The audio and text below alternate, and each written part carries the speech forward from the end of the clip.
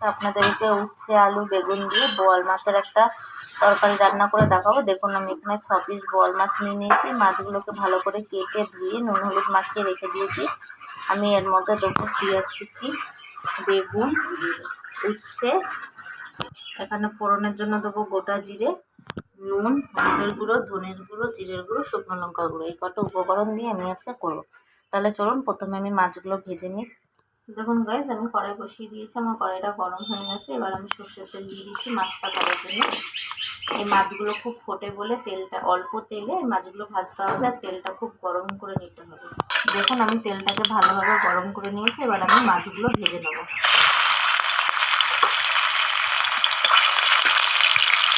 দেখুন গাইজ, আমি এখানে মাছগুলো ভেজে নিয়েছি। এবার আমি এই তেলে একটু বেগুনটা ভেজে নিয়েছি, হালকা, বেশি ভাজবো না। আমি বেগুনটা ভাজার সময় কোনো নুন দেবো না, কারণ আমার বেগুনটা গলে যেতে পারে। একটুখানি হলুদের গুঁড়ো দিয়ে আমি ভেজে নেবো। বেগুনটা হালকা ভেজে নিয়েছি। এবার আমি বেগুনটা তুলে দিলাম। এবার আমি উচ্ছেগুলো ভেজে নিচ্ছি একটুখানি।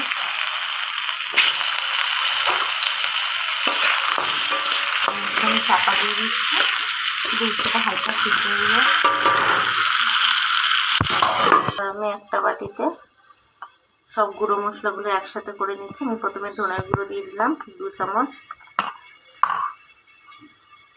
এরপর আমি হলুদের গুঁড়ো দিচ্ছি 1 চামচ। শুকনো লঙ্কার গুঁড়ো দিচ্ছি 1 চামচ। জিরের গুঁড়ো দিচ্ছি 1 চামচ। এবার আমি এটাকে ভালোভাবে জল দিয়ে গুলে রেখে দেবো।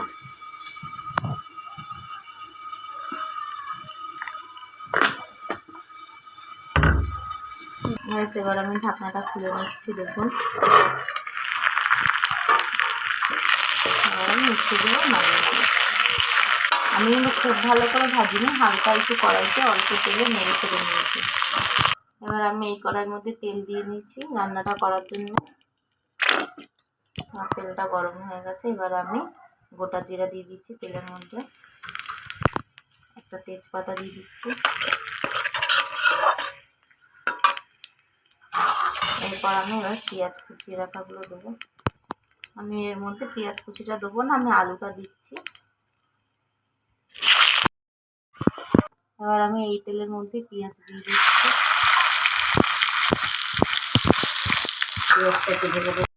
দেখুন আমার পেঁয়াজটা আমি হাতে ভাজা করে নিচ্ছি ভালোভাবে। আমি এর মধ্যে একটু নুন দিয়ে দেবো, তাহলে পেঁয়াজটা একটু তাড়াতাড়ি গলে যাবে।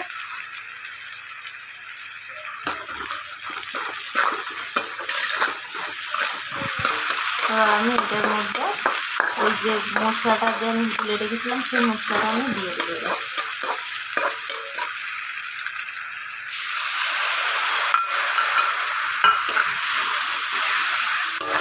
এবার আমি এই মশলাটাকে খুব ভালোভাবে কষিয়ে নেবো।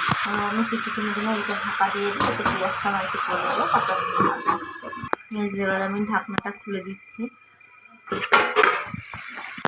এই দেখুন আমার মশলা থেকে কত সুন্দর তেল বেরিয়েছে, আমার মশলাটা কত সুন্দর কালার চলে এসছে।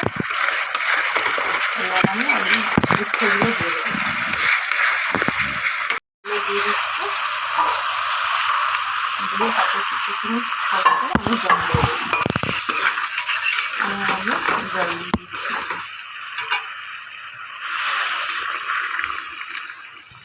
আমি এটাই বেশি জল দিই, এটা গা মাখা হলে এই ঝোলটা ফুটে উঠুক, তারপর আমি উচ্ছেগুলো দিয়ে দেবো।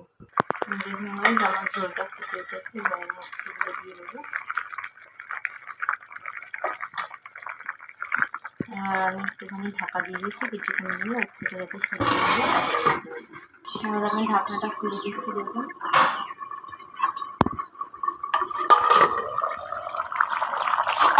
আমার ঝোলটা এবার আমি বেগুন মাছগুলো দিয়ে দেবো। একসাথে দিয়ে আমি কিছুক্ষণ বেশি ফোটাবো না, তাহলে ভেঙে যেতে পারে। কিছুক্ষণ ফুটিয়ে তারপর আমি নামিয়ে নেবো। আমি কিছুক্ষণ জন্য ঢাকা দিয়ে দিচ্ছি। এবার আমি ঢাকনাটা খুলে নিচ্ছি। দেখুন আমার ঝোলটা যতটা রাখতে চেয়েছিলাম ততটাই হয়েছে, বেশি ঝোল রাখিনি। এবার আমি এটা নামিয়ে নেব। বাস দেখুন আমি মাছটা নামিয়ে নিয়েছি একটা বাটিতে। আপনারা এরকমভাবে বোয়াল মাছ একবার এরকমভাবে করে দেখুন। আর সবাই তো পেঁয়াজ আদা রসুন দিয়ে তেল ঝাল করে খায়, একবার এই গরমে আলু বেগুন উচ্ছে দিয়ে একবার এই পাতলা ঝোলটা করে দেখুন। আশা করি আপনাদেরকে খুব ভালো লাগবে। আর যদি ভিডিওটা ভালো লেগে থাকে অবশ্যই লাইক কমেন্ট আর শেয়ার করে দেবেন, সাবস্ক্রাইব করতে ভুলবেন না।